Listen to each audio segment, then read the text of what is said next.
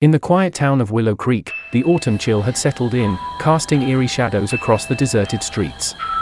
The once vibrant community now lay in ruins, its buildings crumbling and lifeless. It had been months since the outbreak, and those who had survived had long since fled, leaving behind only memories of terror and despair.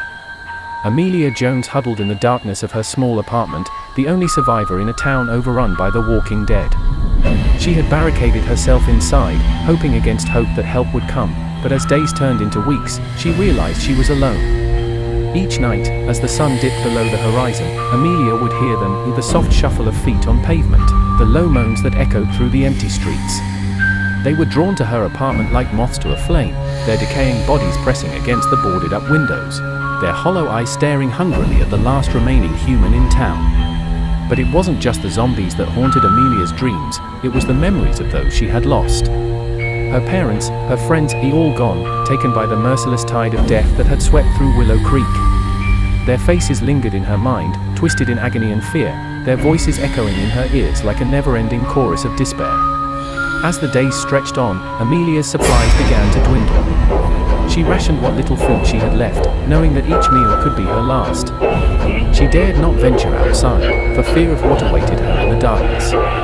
But as the weeks turned into months, desperation gnawed at her sanity.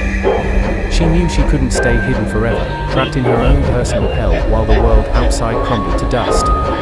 With trembling hands, she began to dismantle the barricades that had kept her safe for so long, steeling herself for what lay beyond.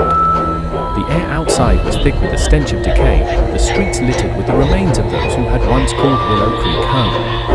Amelia moved cautiously, keeping to the shadows as she navigated the maze of deserted buildings and silent alleyways.